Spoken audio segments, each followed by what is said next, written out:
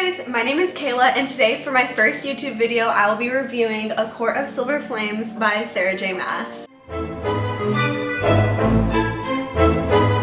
So let's get into it. I wrote a whole note thing about all the points, my talking points.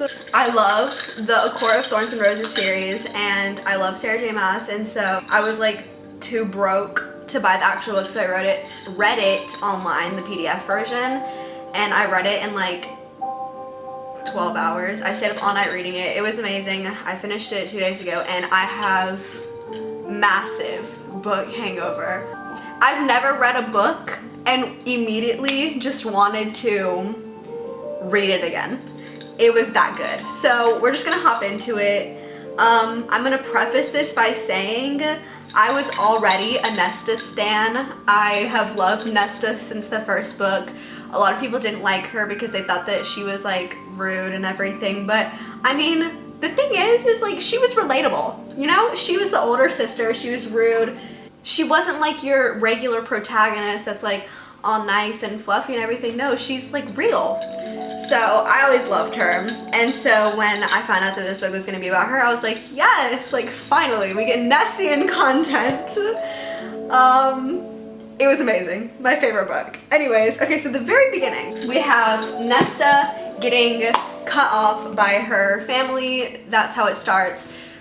So we see her living, they say that she's throwing her life away. Which, I mean, you can't really throw your life away if you're immortal. Cassian definitely talks about how when he was in his early 20s, he spent a decade or two just drinking and having sex and basically to get through the trauma that he went through before that. And it's been only a year. She has PTSD. Of course she's gonna act like this. So that just really bugged me. Not because obviously they wanted to do it to help her, and in the end it did end up helping her, but they did it because they were embarrassed of her, and that really made me upset. So in the beginning, when she walks into the River Manor, the River Estate, she's looking around and she's like, there's no pictures of me.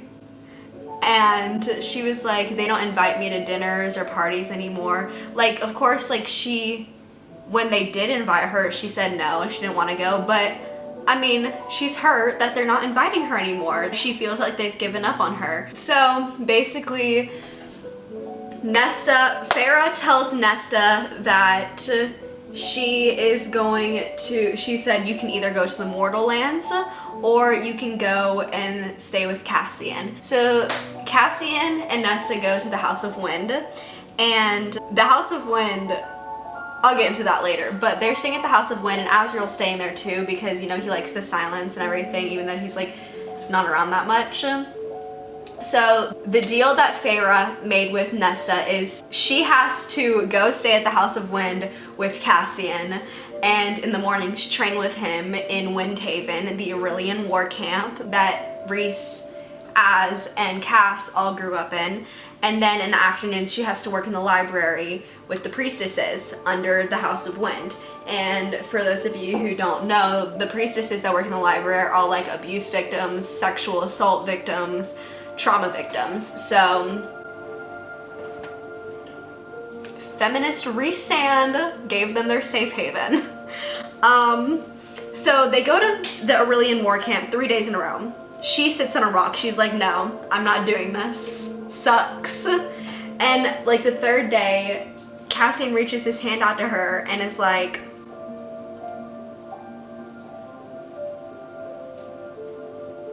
and she wanted to take it, but she was like, no.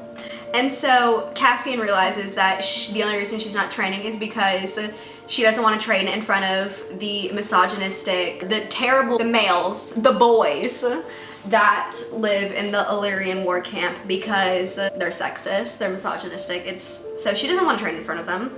And so they start training on top of the House of Wind.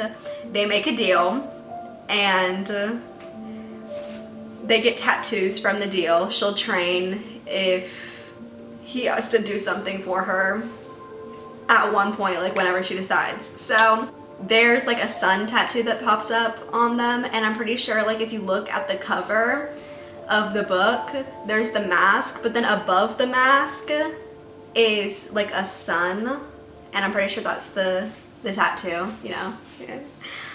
So that happens, and so then we find out that Feyre and Rhysand are pregnant.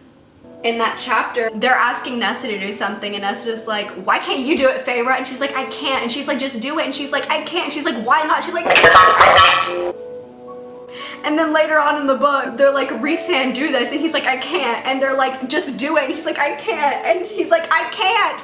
And they're like, why not? And he's like, because me and Feyre are bonded together. If one of us dies, the other dies. And I'm like, stupid, idiotic morons. Anyways, so when they find out that Rhysand is pregnant, Rhysand looks at Nesta and like is like growling at her like she's gonna hurt the baby, and she's like, that hurts her.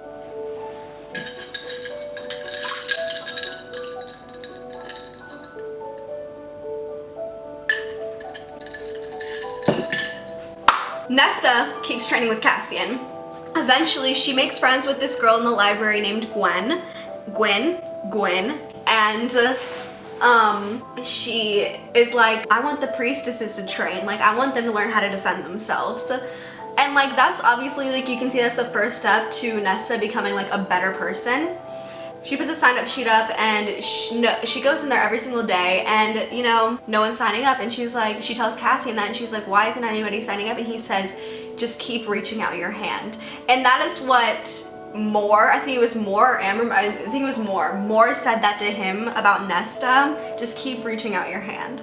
And so Gwen is the first person to sign up, and I was really happy about that. Also, she becomes friends with Emery, and at the beginning of the book I was so stressed because I thought that either Emery or Gwen was gonna start like hitting on Cassian and there was gonna be a love triangle. Thank God that did not happen, but yeah. And then we come up to our first smut scene,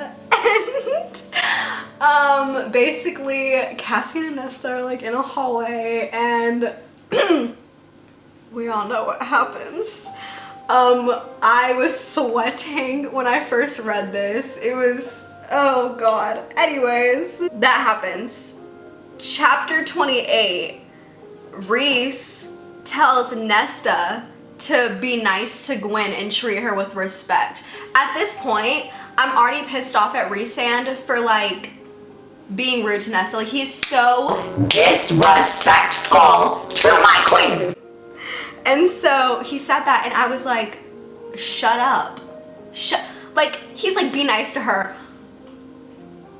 They're like sisters already, like they're found family. You are, I'm so mad. Anyways. Also, can we just talk about around this time, I don't know what chapter it is, but all the YouTube videos I have been watching, nobody has talked about this, and this scene where Nesta is watching Cassian and Azriel train, and she's thinking about like both of them. You know what I'm talking about. At that moment, I was like, and Sarah J. Maas said that there was one of those scenes, but she cut it out of the book because she didn't know how she would deal with the dynamic afterwards.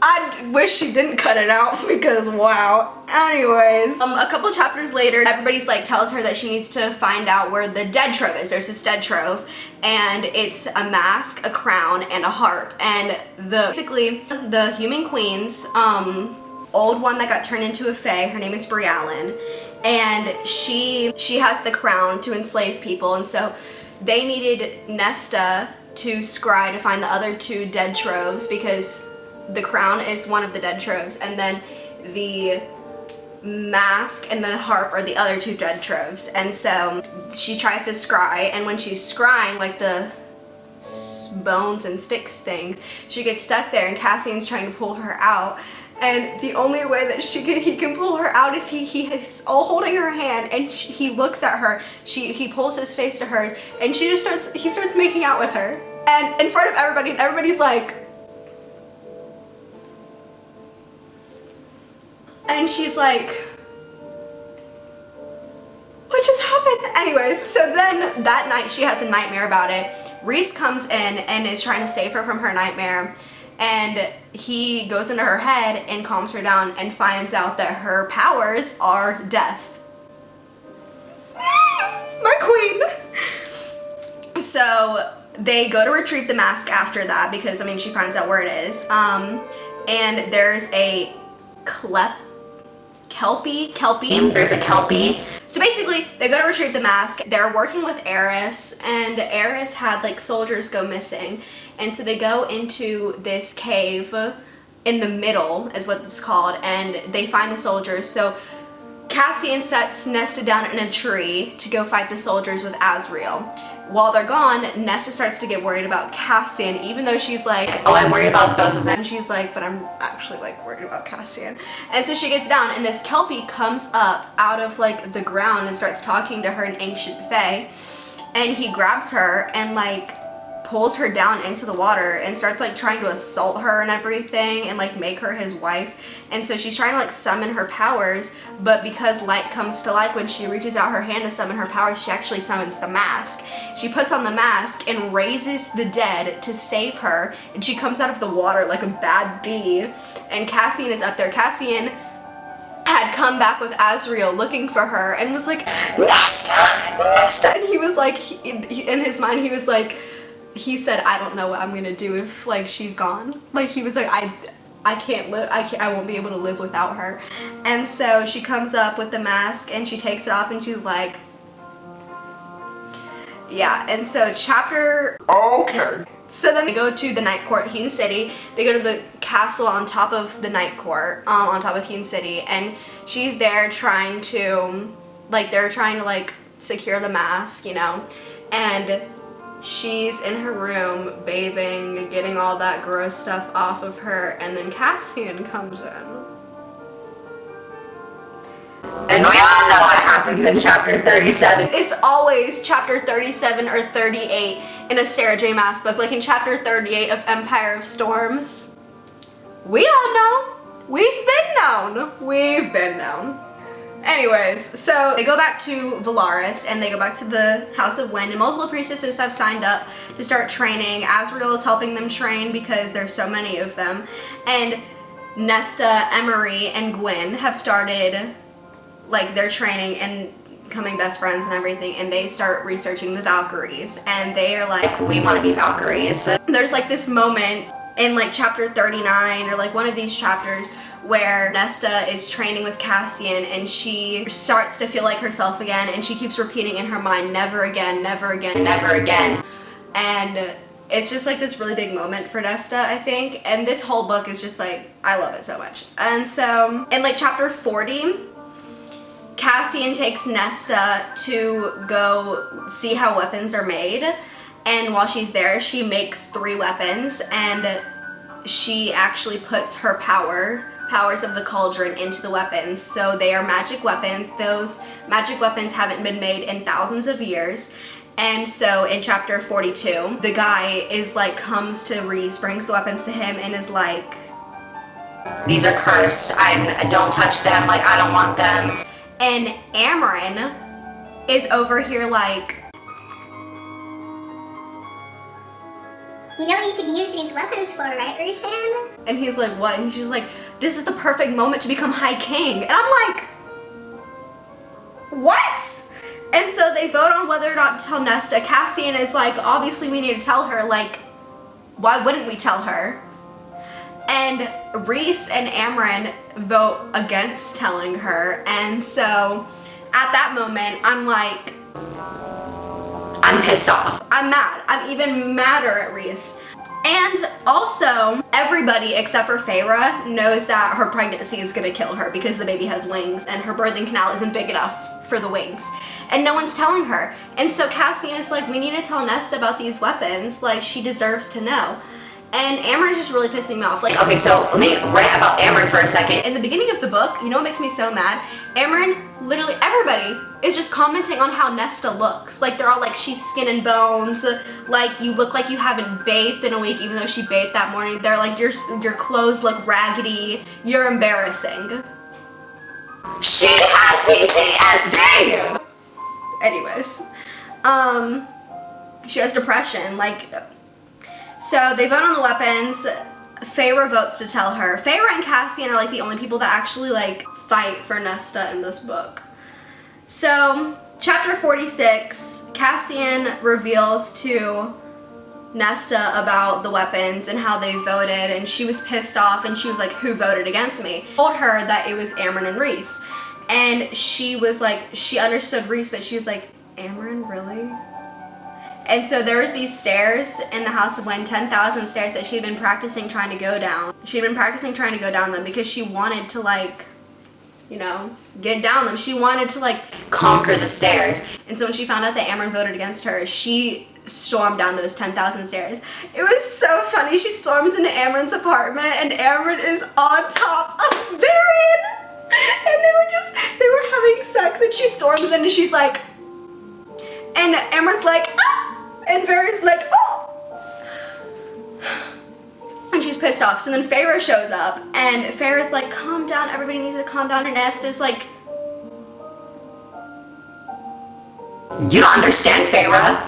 How would you feel if someone's keeping something from you? And Feyre's like, what do you mean?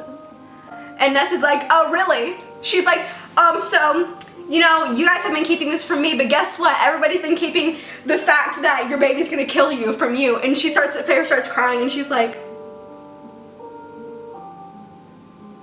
and Amren's like, and she's like, now you know how it feels. And like at this point, everybody's like, Nesta was really wrong for that, but was she really? Tell me, was she? Because Feyre deserved to know. Rhysand has always been like, oh, it's your choice. You deserve this, and that. But, didn't tell her that her baby was gonna kill her. So, Rhysand finds out that Nesta told Feyre, and he looks at Cassian and he goes, get Nesta out of this city before I fucking kill her. I wanted to murder Rhysand at that moment. Rhysand really bugged me throughout this entire book. He really made me mad. He made me angry. So Cassian and Nesta leave, and at this point Nesta starts regretting revealing that to Feyre, and so they go on a week-long trip through the mountains. She doesn't talk to Cassian the entire time. Like, she's depressed. She is like, she doesn't talk to anybody. She doesn't talk to Cassian while they're hiking through the mountains. Like, you just know what she's thinking. And the entire time that they're hiking, she's like, I'm worthless. I don't deserve to be loved. I don't deserve to be alive. Like, she's just going through it. She thinks that, like, she feels guilty. It's like this whole thing. And so on day 4, she collapses this is after she passes out one day because she stops hydrating herself because she doesn't want to live. And at this moment, I really thought that she was about to like jump off the mountains and try to kill herself and then have to be saved by Cassian, but that did not happen. So they get to camp on like day 4. She falls to her knees and she just starts sobbing. Nesta has never cried and she starts sobbing. And it's like chapter 50 and she opens up to Cassian and tells him everything. She tells him that the reason she can't stand to be around fire is because the crackling and popping sound of the fire sounds like her father's neck breaking in front of her from when she witnessed the King of Hybern snap his neck. Nesta is obviously dealing with a bunch of PTSD and depression from multiple things. Her ex-fiance tried to rape her when she wanted to break things off with him. She witnessed her father die in front of her, and when she witnessed her father die in front of her, his last words to her were like, I always loved you since you were a baby. At that moment she was like, but I don't deserve that love. And growing up, Nesta, her dad feared her growing up, and her mom treated her like a weapon to be wielded for her own, like, benefit. And to just secure more property and more wealth. So nobody really loved Nesta. No one told Nesta that they loved her. She didn't tell anyone that she loved him, but she just revealed everything to Cassian. And that was a really, really big moment for Nesta. And she cried some more, and then they had sex for 3 days. And then they went back to the House of Wind, and that is when part 2 ended and part 3 started. All the parts were named after, like, Valkyrie things. So part 3 is called Valkyrie. So they go back to the House of Wind, they're training some more. Chapter 54, they go to retrieve the harp. And the harp is under the prison. Well, it's in the prison, in the walls, next to the cell of a dangerous demon monster thing that Cassian had locked up hundreds of years ago, named Lanthus. I think that's what it is. Lanthus. I'm just gonna say that, and if it's wrong, I'll correct it. Lanthus. And so she goes to retrieve the harp. She gets the harp, and Brianna is able to communicate with her through the harp, and she's like, and Brianna can see Emery and Gwen in her mind through the harp, and so she's like, oh no. So she, like, gets out of there, and basically Lanthus's cell was opened, and so they're, like, fighting and everything, and then Lanthus shows her, like, this vision, and we find out that Nesta is indeed, like, a death goddess, and he shows her this vision of what her future could be like if she, like, truly, like, embraced it, and she could have been, like, empress, queen of everything. It was like this whole thing, but she ended up killing him,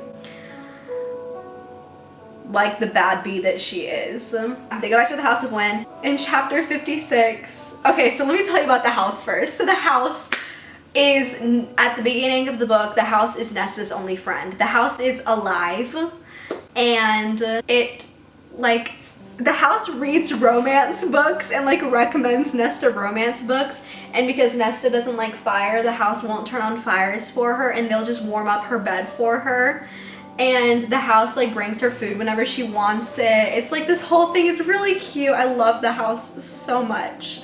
And the house is also, like, a big Nessian shipper. Like, Nesta's like, I want to eat by myself, and the house is like, no, go eat with Cassian. It's so cute. So in chapter 56, Nesta knew there was, like, this darkness in the bottom of the library where Bryaxis used to be and escaped from. Also, what happened to Bryaxis? Because I want some more Bryaxis content. Anyways, so she thought that the darkness lingering in the bottom of the library was leftover, like, remains from Bryaxis, but in chapter 56, the house leads her down there, and she finds out that it's actually the heart of the house, and that darkness is actually the heart, and she's like, I'm not afraid of you. Thank you for revealing yourself to me. Happy solstice. It was so cute. That moment was just like, oh, so cute. And then chapter 57 is winter solstice in the Hewn City.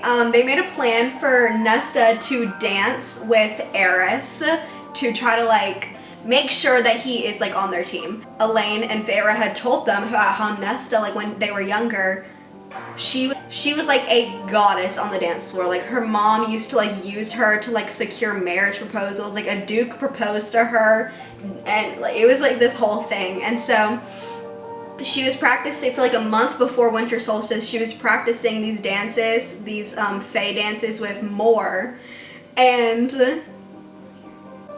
the times that she wasn't practicing with, that Moore wasn't practicing with her, Moore was teaching Cassian how to dance so Cassian could dance with her at winter solstice.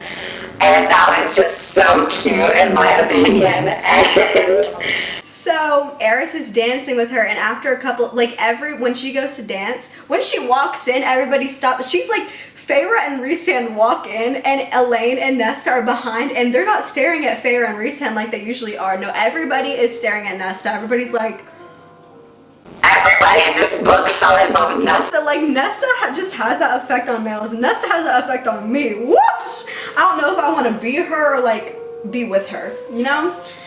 So, she dances some dances with Eris, and then Cassian is like, I want to dance now. And so she starts dancing with Cassian, and there's, like, this chemistry, and when she was dancing with Eris and then Cassian, like, both of them, everybody was just staring at them because they said that she moved, like, I don't even remember how they described it. Like, Nesta was like a goddess on the dance floor. It was just like this whole thing. And so, Eris literally went up to Rhysand right after they finished dancing and was like, I'll give you anything if you let me marry her. And I was like, yeah, so would anyone.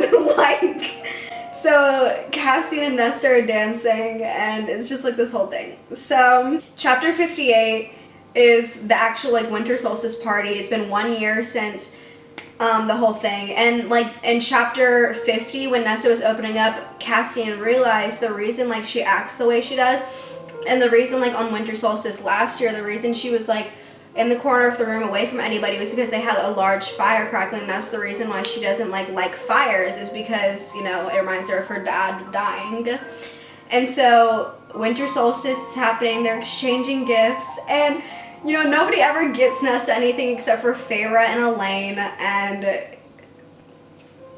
but then Azriel comes up to her and gives her a present, and I started crying. I was like, oh my god. And it was like, he got her this Fey light that lights up for like reading, so she can read at night without having to strain her eyes. And then she gave her a hug. And everybody, including me, were all like, I was crying. I was like, oh my god, Azriel and Nesta, friendship goals.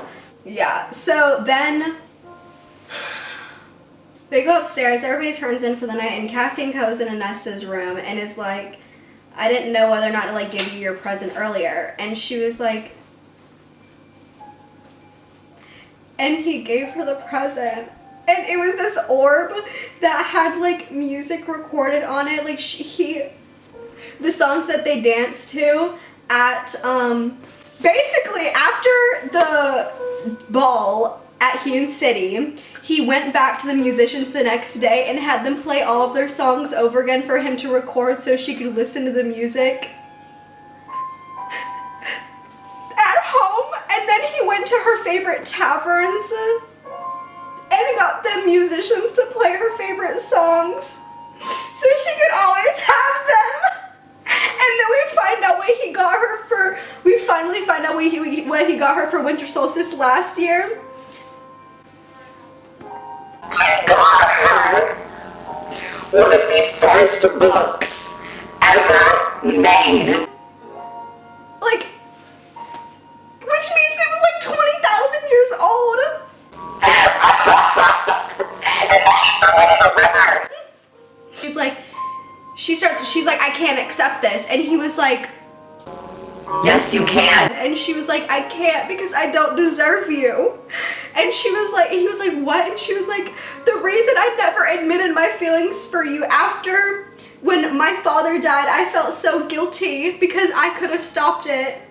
And he was like, you couldn't have stopped it. And she was like, yes, I could have. And she was like, my punishment was not allowing myself to have you. She was like, I'm not worthy of you. You're too good for me. And he thinks the same thing about her because he just thinks that he's like a bastard brute, and she thinks that she so they both are crying, and then they make love, and while they're making love, the mating bond clicks into place, and he was like, say it, and she was like, I'm yours and you're mine. And then And she was like, I'm never gonna leave you. And he was like, I'm never gonna leave you.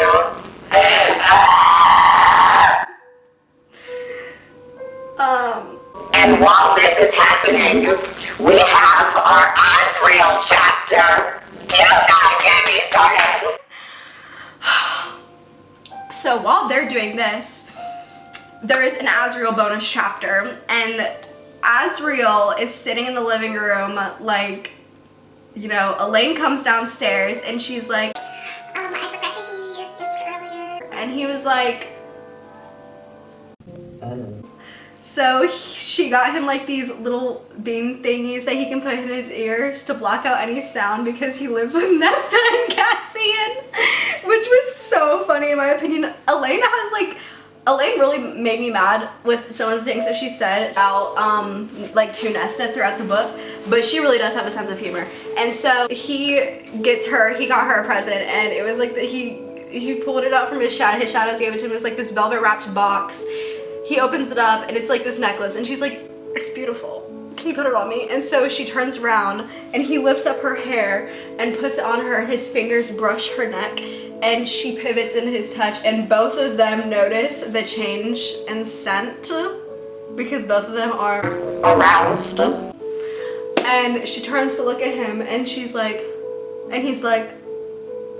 and he moves his hand up in her hair and tilts her head back, and they're like inches away from each other. He's about to kiss her. And then Ryan It's like, Azriel!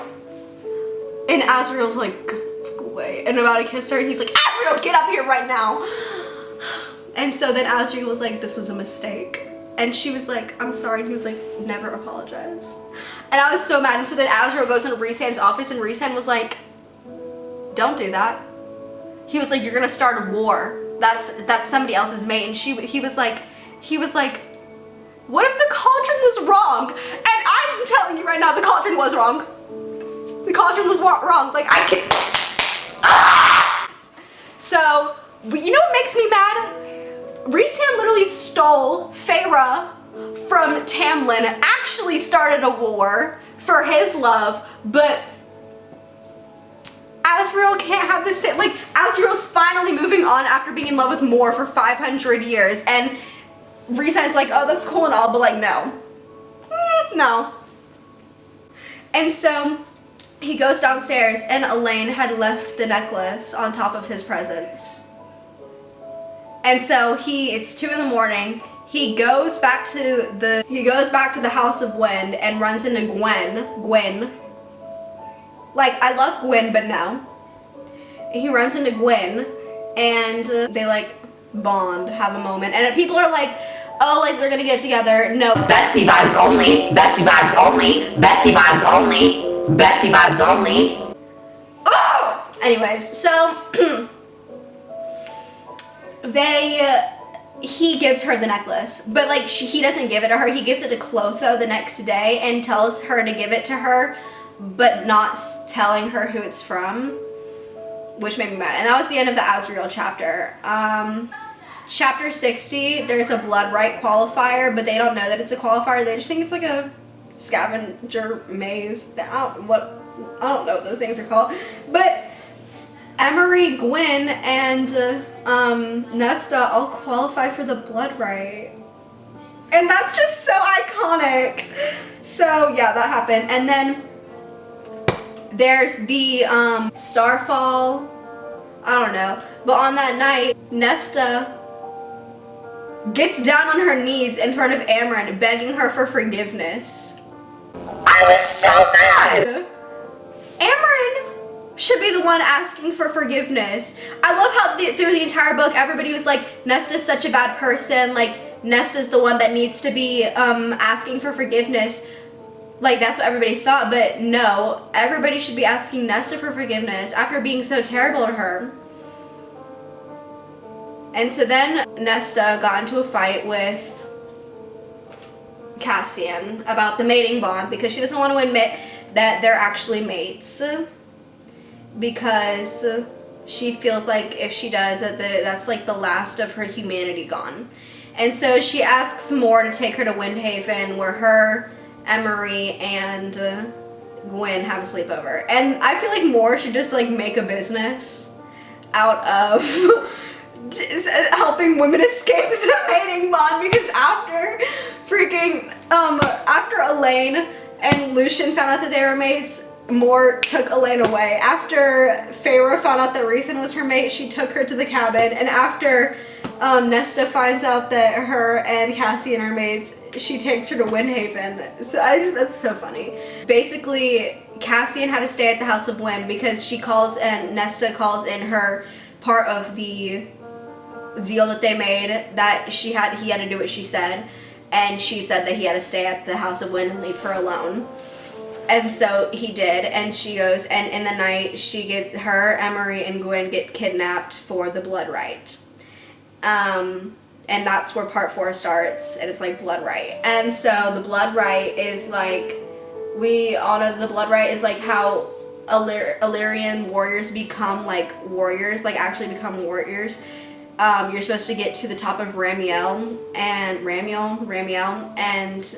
only like 3 or 5 people have like made it to the top ever, and 3 of them were Azriel, Rhysand, and Cassian, and that was 500 years ago. And so then there's like the people that are still alive by the end, the people that make it to the mountain, and then the people who actually win it by getting to the top of Ramiel. And so they get separated and they kill their way to each other. And by the end, Gwen is hurt, and so they're like, Nesta has to fight off some guys so Gwen and Emery can win. And I think that was a big moment for Nesta, because she could have like won the whole thing, but I mean, she's like on Ramiel, but she didn't like fully win because she sacrificed herself so Gwen and Emery could win, because she was like, they're my sisters, and they all revealed their trauma to each other on like the last night before winning. It was like this whole thing. And she's fighting like the last guy that's trying to kill her, and he says something, and he's like, you really think you can beat me? And she was like, I do. Because my mate taught me well, and I screamed! And at this point, Cassian would have rescued her, but the thing is like, you can't, like, once you're in the blood rite, nobody can come in and like help you, or else you will be murdered. Like, both of you will be executed. It's like this whole thing. And so while waiting for her to finish, Eris was kidnapped by Brialyn, one of the human queens with the crown, which, I mean, that wasn't like, anyways. So Azriel and Cassian have to go rescue him, and apparently he was like enslaved in the crown. And then so Brialyn enslaves Cassian, and the guy, Brialis, whatever his name is, he was like Emery's cousin, the one that she was fighting. He's like about to kill her, and then Cassian and Brialyn, and the guy that Brialyn is working with, I don't know how to say his name, but I really don't even remember what his name is, but they all show up, and Cassian kills the guy, and then he's like, and now it's time for me to kill you, to Nesta, because he's like enslaved by the crown. So then like the chapter ends and like another one starts, and it's like this whole thing. And so she's trying to like, he's fighting it, and he turns the knife on himself because he's like, I'm not gonna kill my mate. Like, sis, what? She like releases all of her power because she's like, no! And so she like releases all her power, and he falls to the ground, everybody falls to the ground, and she looks at Brialyn and uses her power to literally, because her power is death, so she can like, you know, and so she killed her. She murdered Brialyn. And then she turns to Cassian like scared for his life, and finds that he didn't get the chance to stab himself before her power was unleashed, so that was good for her. Basically they're like fine and everything, and then was it Moore and Azriel showed up, and this part pissed me off so bad because this was Nesta's moment. This was her moment, her time to shine, because this is her book. And then they show up and they're like, Feyre is giving birth. Like, Feyre's about to die. Like this is Nesta's moment, and Feyre just like steals it from her, and it made me so mad, so angry. So they winnow to the house, the river house, and she's like giving birth. She's about to die, and because Rhysand made the bond with Feyre, she's gonna die, the baby's gonna die, and Rhysand's gonna die. And so because like calls to like, Nesta was like, no, I'm not gonna let my sister die. So she summons the crown, the mask, and the harp, and no one has ever wielded all three and like lived. So she gets all of them, Freezes time. and then she calls out to the cauldron and is like, I'll give you back what I took from you if you show me how to save my sister and her baby. Are you serious? Like, so she gives up her powers to save Feyre, their baby, Nyx, and Rhysand. And she's like, I love you, Feyre. That's the first person that she's ever told that she loved ever. And then Feyre's like, I love you too. And so basically we find out that Nesta is actually connected to the mother herself, like The creator of life. and because, you know, Nesta is like that amazing, the mother let her keep some of her powers, but she doesn't have all of her powers anymore. I'm really upset about it. And so then we find out that before she gave up her powers, she changed her body shape. So she changed her bone structure, so whenever she's ready, she'll be able to give birth to Illyrian babies too. And then her and Cassian are talking about like the mating ceremony that they're gonna have, and she's like, so right now I can either like give you this stale bread to like secure the mating bond, or like we can have like this really big ceremony. And I just think it's so funny that she just offered him stale bread. So yeah, they visit their dad's grave, and it's just like this, I mean, and then it ends. And then I wanted to read it again. So it was just like really good. So my ending thoughts.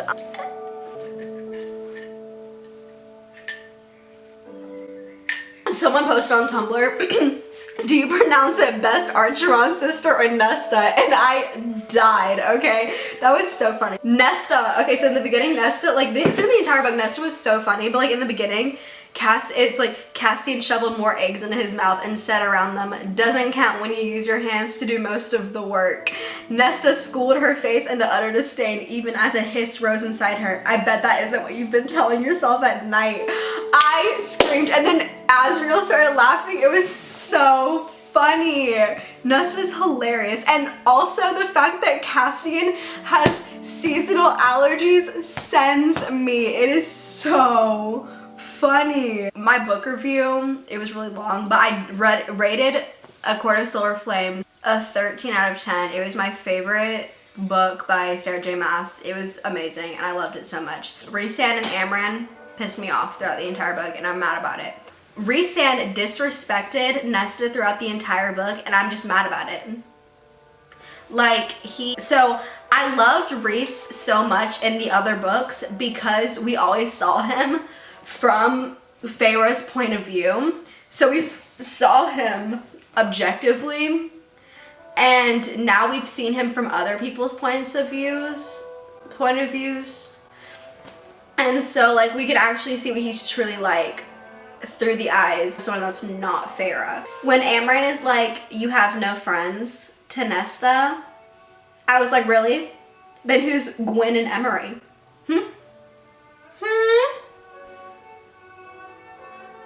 And also, I don't get why everyone was like mad at Nesta for like being rude to everybody when like Rhysand's second is Amren. There's a reason that Amren and Nesta were friends to begin with. Nesta, amazing. Cassian, amazing. Azriel, amazing. Perfect. Before I end this video, I just want to say one thing. The book is about a book. If you know, you know. Anyways, thank you guys for watching. I will be making more YouTube videos about books and about like Sarah J. Maas and everything. All my socials will be in the description, and yeah. Also, before I end this, I did start writing a Wattpad book about Elaine and Azriel in a reality where Rhysand never interrupted their kiss on winter solstice. So the first chapter is up.